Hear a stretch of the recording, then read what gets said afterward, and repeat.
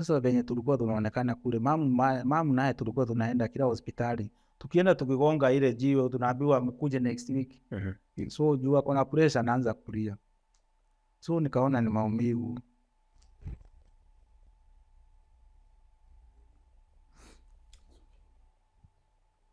Juu tulikuwa tunaenda tu. Hiyo safari yote tulikuwa tunaenda na my mom. Ngo natumia poti zile za watoto, naenda kudampiwa na mama. Sasa nikaona hii kazi ni kubwa. Mama ana mifugo. So haezi enda mbali. Naona pia nampea kazi. Nikasema niwache nitafute msichana nione. Au msichana nitampata one. Juu hakuna mahali naenda.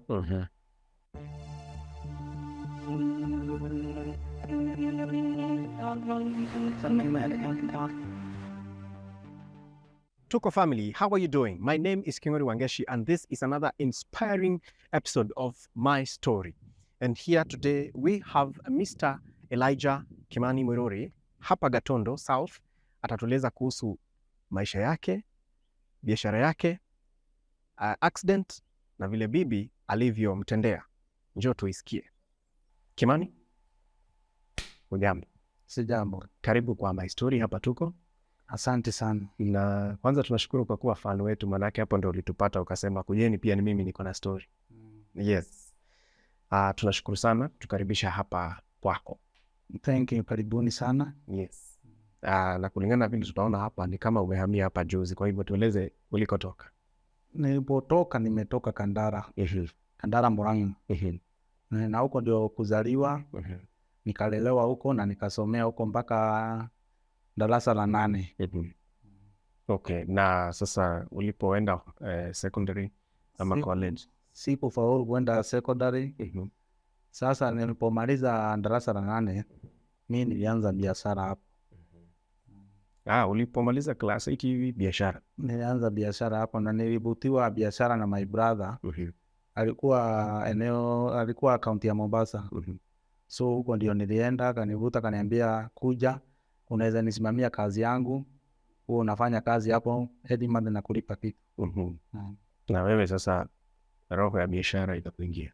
Roho ya biashara kaniingia hapo, nikafanya kwake kama mwaka mmoja. So nikaona kazi mwenyewe naweza jiwekea kazi. Kazi ile nilianza nayo ni ya kuzungusha mali kwa nyumba. So hiyo nimeuza miaka 3 nikiwa Mombasa. Na ikapiki vizuri. Ulikuwa unauza nini? Nilikuwa nauza earrings, panty, bra. Kazi na ikapiki vizuri. Kwenye nilikuwa nimeajiriwa na mbora zangu, nikaona hiyo street bado iko na kazi. Nikamwambia nitafutie, kuna vibanda huwa ziko. Akaniambia kuna kibanda yangu, mimi sitaukondisha. Nilikuwa tayari kuiuza. Na tukalipana kibanda, nikampea 60. Hata hakuna agreement. Vibanda mingi huko huwa kuna agreement. Juu ni kitu umeuziwa ardhi na haina title deed. Yani ufanyie biashara. So at the moment hata kajua wakikuja wakisema hii nachukua hii street ni yetu, tunachukua, akibomoa hakuna mtu taraumu. Ikapiki vizuri. Hizo electronics nilikuwa na piki. Town Mombasa kuna wholesales.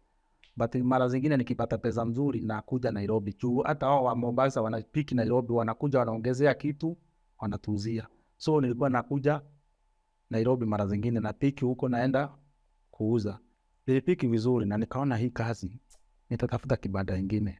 Nikatafuta kibanda nikakodishiwa na nikaweka nguo na nikatafuta mfanyikazi. Na hapo hiyo harakati hiyo, hapo ndio tutapatana na dem. Anakuja kununua nguo. Sasa nimeondokea ya redio. Sasa unasimamia ya manguo. Nimesimamia nguo. Manake business ukifungua mpya, lazima uende mwanzo hapo useto mwenyewe ndio ujue inaenda namna gani. Sasa nilikaa hapa. Sasa hapo ndio nitapata mtu anakuja kununua, mara anakuja lipstick. Mimi nakuja na to smile. Ananiambia hii trouser unauza pesa ngapi? 700. Yeye ananipa punch. Ananiambia niambie nitakuletea. Kumbe kuna kitu inaingia. Kuna kitu inaingia hapo. Sasa nikaenda tu akauza nguo. Udem bado ananifuata tu. Though nilikuwa namjua anapita alikuwa anafanya vipi Kwa customer. alikuwa customer, na pia siku nyingi nilikuwa namuona akipita. Kumbe atakuja kuwa bigi.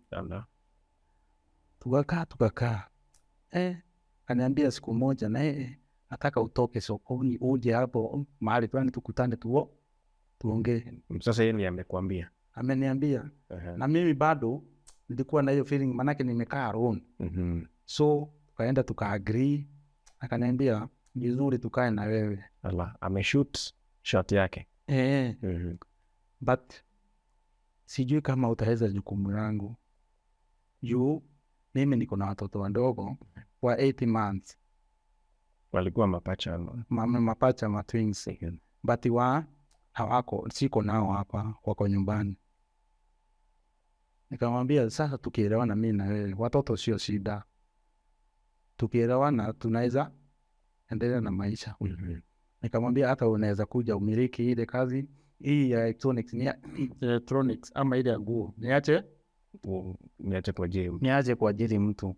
Akaniambia ile kazi ya soko haiwezi, manake sasa amepita miaka mingi, so alikuwa anauza green grocer. So amepita mingi, amepita siku nyingi hapo, na so watazoeana na watu vile tumechukuana mimi na yeye.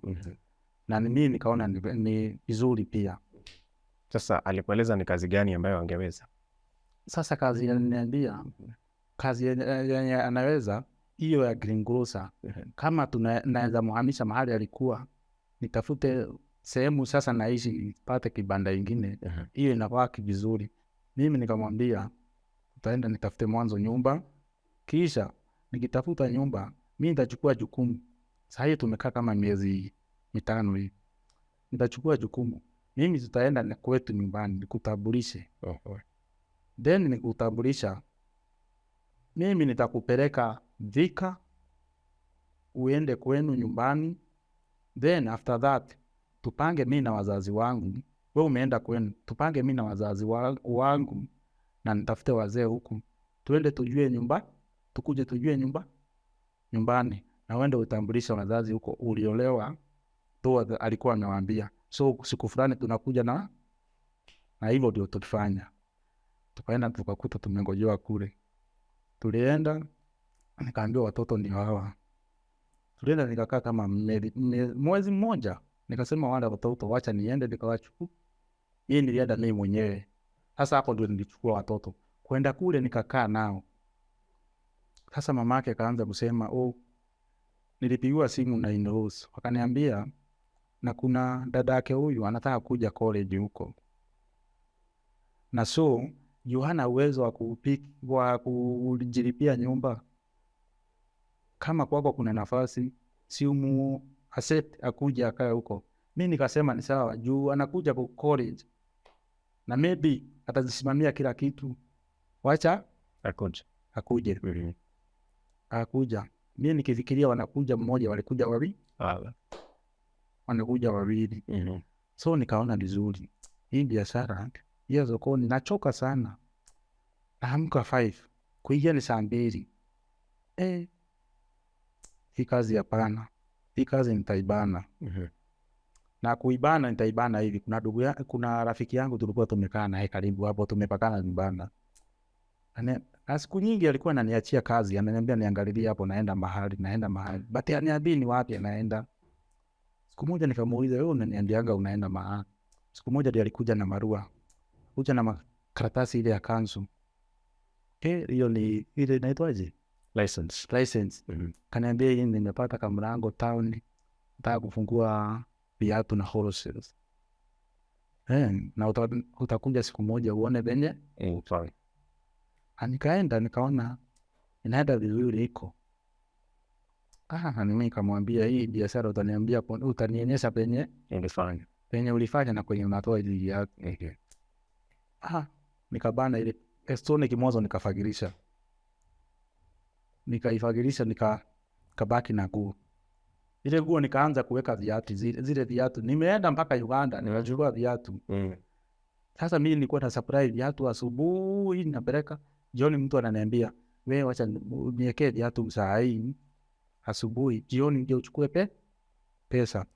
But siku moja mimi nilitoka nyumbani ikiwa mzima tu, nilipata accident mahali kunaitwa Kibarani. So kuna wale kaambiwa na operate hapo.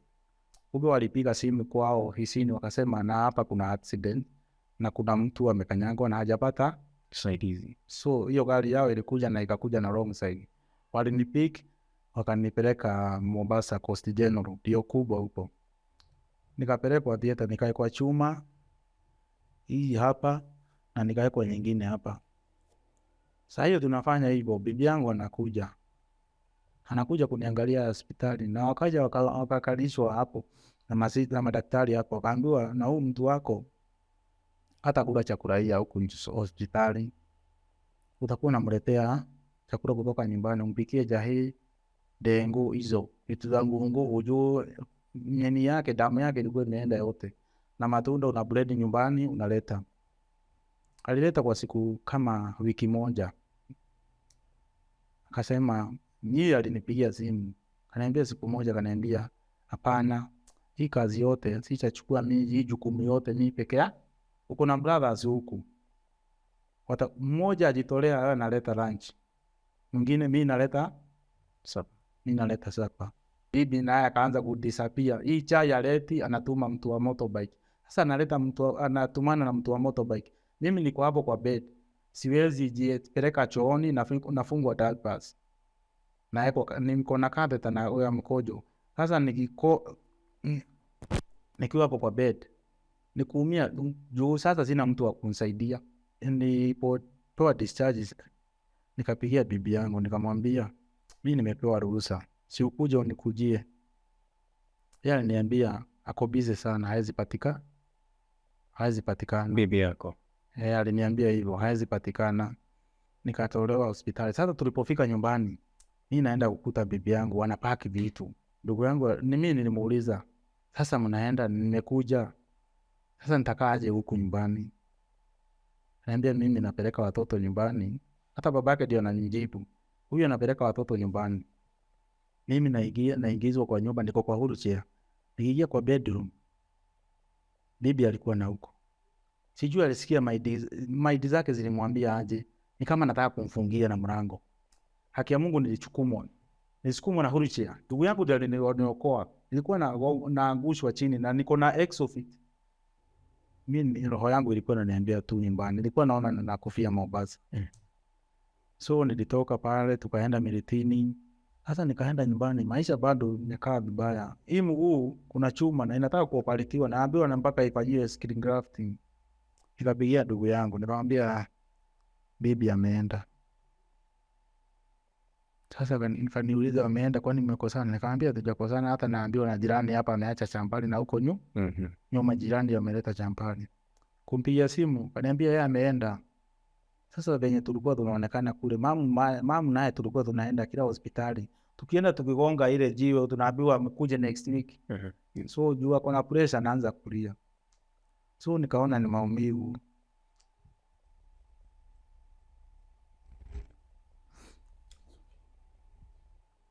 Juu tulikuwa tunaenda tu, hiyo safari yote tulikuwa tunaenda na my mom.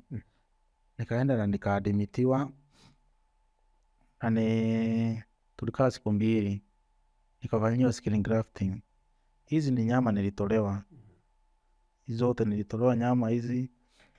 Hata hii mguu imekuwa imekatwa nilitolewa pia nyama. Nikabadikwa kwa hiyo mguu. Sasa kubadikwa nilikaa huko mwezi wa 8 wote 2018 August. Na vidonda vikapona vizuri. Though mguu ilibaki black. Inakaa kama makaa. Na nikapewa discharge huko. Nikaambiwa hii chuma, hii mguu yako tunaona hii chuma imepo. But sisi hatutakutoa. Kwenye ulipewa umepewa rifaro, ndio itakutoa. Ndio atanitoa. Nikapelekwa Thika na wakaenda wakaniambia mguu imepona. Wacha tutoe hii chuma. At what point ilifika mguu ikakatwa? Sasa mguu ukatwa, dakika ya mwisho nikuja kusema nilienda Kijambe. Wakasema hii mguu haiwezi kusaidia. Hata utibiwa vipi na sisi hatuwezi tibu hii mguu. dakika ya mwisho ni ukate mguu hawezi kusaidia. So walikataa kukata, wakasema niko na dona size hizi zimetolewa huko.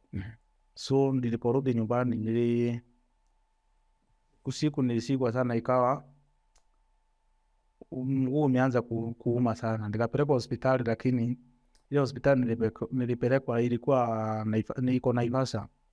Waenda wakanikokelea vizuri na wakasema mguu atakata, hivyo ulikuwa kumeambiwa, na hizi vidoda wataponyesha. So hapo ndio nilipata in-laws walikuja, wakawa wanakuja kunitembelea, walisikia niko huko, wakaja kunitembelea. Wakaniambia ukipewa bill hapa hospitali utaambia tutakuja kusimama na wewe. Sasa time nilipewa bill nikamwambia nimepewa bill na ni pesa fulani. Wakaniambia hata tulifanya harambee na tulikuwa na muhezi 1,300. So ukajua hapo bill iko settled. But the time nilipewa discharge, anapigia simu, wanaanza kunirusha, iko na babake msichana, iko na mamake msichana. Kabidi nipigie my mom, kaambia mwenye alikuwa amesimama na bill zangu hawapokei simu zangu. Kuja kuhesabiwa bill iko 400 and something for 20. Sasa semeji hawa in-laws wamekataa kunitoa hospitali, na bibi yule tulikuwa naye alikuwa ameniambia mama na baba wanafanya harambee na walipewa 3,300 watakuja kuto. So mimi nilipotolewa pale hospitali nilirudishiwa shares, na mama walifanya harambee na ndugu zangu zile walichanga, tukatoa bili ya hospitali. Sasa kutoka hospitali nilienda mpaka nyumbani. Sasa niko nyumbani, siko na kazi, nimekatwa miguu yote miwili. Sasa maisha yangu imeanza hapo ya hurchia. Sasa tumekaa nyumbani na mama na baba.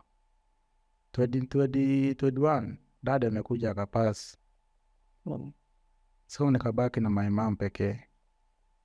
Sasa sina mtu wa kunisaidia nyumbani. Bibi anipigie simu, hatumi chochote, haongei, kazi bado anakulia ile kazi yangu. So nika feel pain. Unauliza kwa nini na mimi sikupenda kuomba, sikuomba ati nipate ajali. Na mimi time tulikuwa tunaishi na yeye, nilikuwa najituma kwa nyumba kila kitu. But nikasema ni sawa tu. So leo nikakaa nyumbani, nimekaa nyumbani kwa kutoka nilitoka hospitali 2019 Feb. Sasa maisha yangu imekaa nyumbani. So sina kazi, nakaa nyumbani. Time nimekuja nimekaona hapana, si vizuri. Last year nikaona si vizuri, tunakaa tumehustle sana hapa na mama. Naona kila kitu mama ananifanyia, nikaona ni vizuri nitafute msichana mimi kila kitu, manake niko pale nyumbani, kila kitu ni mama. Mimi niko hapo sijipeleki choo. Natumia zile poti za watoto, nilikuwa natumia poti zile za watoto, naenda kudampiwa na mama. Sasa nikaona hii kazi ni kubwa, mama ana mifugo, so haezi enda mbali. Naona pia nampea kazi, nikasema niwache nitafute msichana nione, au msichana nitampata online, juu hakuna mahali naenda. Na kunipata online, aliona FB yangu, akaona hapo chini nilikuwa nimeandika strong amputated. So alinipata inbox, akaniuliza what do you mean about strong amputated? Nikamwambia mimi niko amputated miguu yote miwili. Ndio maana najitia nguvu. How? Hebu nitumie picha yako. Nilikuwa na clip, nikamtumia picha. Na clip nilikuwa nayo nimechukuliwa, hata sijui nani alichukua ya hospitali. Nikamwambia hii ili happen hivi, iko hivi na hivi, ili happen hivi, na nikafika hapa mpaka nikakatwa miguu. Nikamuuliza mimi, nikamwambia na mimi natafuta niko single mimi, na ile maisha napitia, niko na Candid yani. Aniambia ni sawa, pati natafuta siku tupatane tuonge. Sasa utoke nyumbani. Sitoki nyumbani. Kaniuliza sasa, na utoki nyumbani utakuja vipi? Na mimi nataka ukuje town. Utakuja na wheelchair? Nikamwambia hapana, mimi nitakuja. Though hapo nilienda National Council of Disability, nikapata prosthesis. Niko na miguu nilinunua huko unavisha. Niuliza sasa unaenda wapi? Utakuja aje? Ambia sitakuja na kulisha baki nitaku. Tulienda tukaongea na yeye, tulipatana Thika. Tukaongea na yeye, tukaongea. Akaniambia jioni nitakutumia picha, uende uonyeshe wazazi wangu. Wakataa ni sawa, mimi nita-accept. Usikupenda kwangu. Hivyo nilivyo nita-accept. Wakikataa ni sawa, wakikubali ni sawa. So walienda akaongea na wazazi wake, akaniambia hivi na akawaambia, nimeona jamaa fulani na mimi nataka kuoleka kwake. Ambia ni sawa. So hatukuja nyumbani, mimi kila mtu alienda kwao. So time tu nilipata trip naenda Mombasa. So nilimpigia simu nikamwambia naenda Mombasa na utaniacha, nisitakuacha. Tulipoenda naye kule alibeba huo. So wakati wa kurudi tulirudi nyumbani. Harusi yenu umeifanyia Mombasa? Mlienda na SGR? Tulienda na SGR. So harusi umeifanyia kwa SGR. Sasa kurudi tumerudi nyumbani. Kwako sasa? Kwetu sana. Sasa na nilipigia simu mama, nikamwambia niko na mgeni nakuja naye. Yeye na kapokelewa vizuri. Sasa ni mwaka jana 2022. Mwaka jana. So na tukakaa kama bibi na bwana. But nikaona maisha pale inakuwa ngumu. Nakaa jikoni ya mama, kaona maisha inakuwa ngumu. Mambo imeanza kuchange. Kumbe bibi aonekana ni mjamzito. So tunaona pale kuna ndugu wako pale wanategemea hiyo jiko.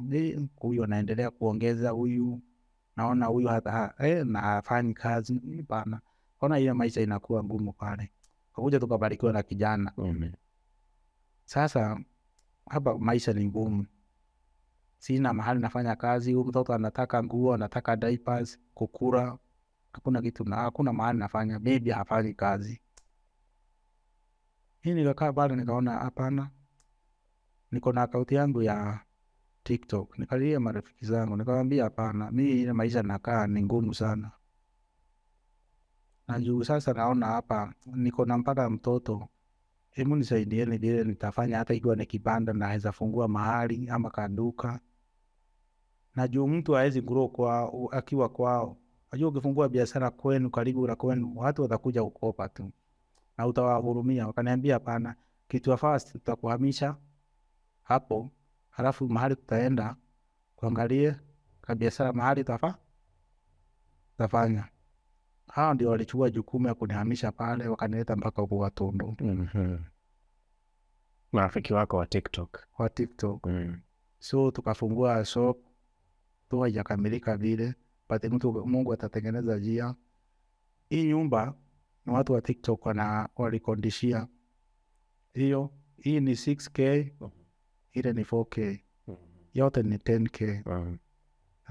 Wow. What a story. Sasa uko na maneno gani ama unaweza sema nini kuhusu huyu bibi ambaye umepata online na mnaishi na yeye, alikukubali vile ulivyo na mmekuja kuanza maisha afresh? Mimi namshukuru sana kwa kunipokelea hivyo nilivyo, na bado tunaendelea na maisha na sijai kuwa na tashwishi na yeye. Hatujai gombana. Mimi namshukuru sana vile aliniaccept hivyo, alikubali. Si watu wengi wanaweza kubali mtu wako na hana miguu na vile alivyo na hana kazi anafanya. Ni ngumu sana. Namshukuru kwa sababu amesimama na wewe.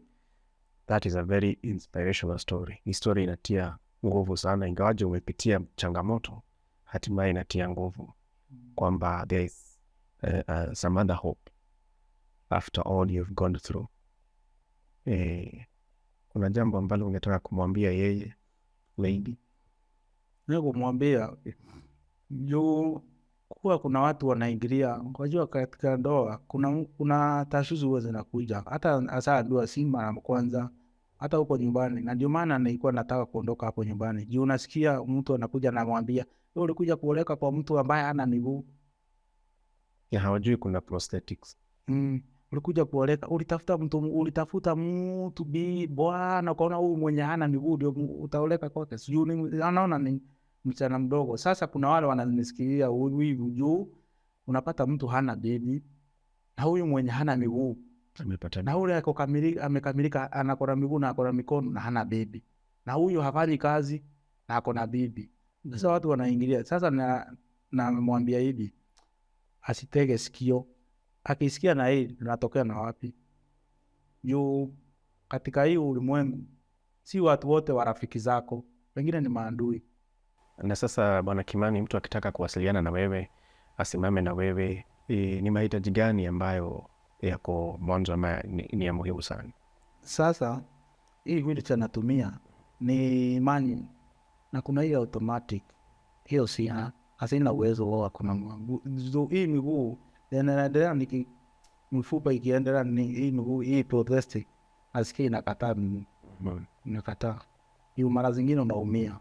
So ile automatic itakuwa easier kumove. Tumeanza vile pia una move hapo nje naye.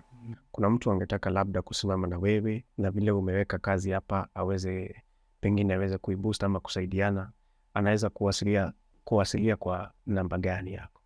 Namba yako ya simu ni 0726 39 82 70. Irudi 0726 39 82 70. Na imerejistiwa kwa jina gani? Imerejistiwa Elijah Kimani Muiruri. Thank you very much Elijah kushare na sisi story ya maisha yako, na tunatumai kwamba next time tukikuja hapa things will be different. Elijah, unaweza niruhusu niwatangazie kwamba kwa hii nyumba umeanza maisha afresh. Ni hivi viti vitatu peke yake vilivyo? Ndio. Viti vya? Ni viti vya plastic 3. Hatuna, inaitwa sofa set. Hatuna. TV hatuna. Decoder hatuna. Everything electronics ile iko hapa, electronics ni extension peke yake. Kwa hivyo umeanza afresh. Ni fresh. Is a fresh start. Ni fresh. Sawa. Familia, tuko pahali mliko, vile tunaweza simama na Mr. Kimani Elijah Muiruri, tunaweza kusimama na yeye. Amepitia lakini akapatana na malaika bibi yake. Sasa anaitwa nani? Anaitwa Abigail Waboi. Malaika Abigail. Sasa wameanza maisha na wanasema they have a future, and indeed they do. The Bible says that God has a plan for you, a future and a hope. So do not give up as well. Vile umeng'ang'ana mkakuja hapa, muendelee vivyo hivyo. Yes. Tuko family. Hiyo ni story ya Elijah Kimani Muiruri na familia yake, maisha yake yote aliyopitia hadi kufikia sasa. Akasema atafungua ukurasa mpya, situmsaidie kuandika. Jina langu ni Kimani Wangeshi. Hii ni my story, hapa kwa Tuko. Remember to like this video. You can also share and leave a comment. And please, let's keep our comments respectful as well as encourage Mr. Kimani. Bye-bye.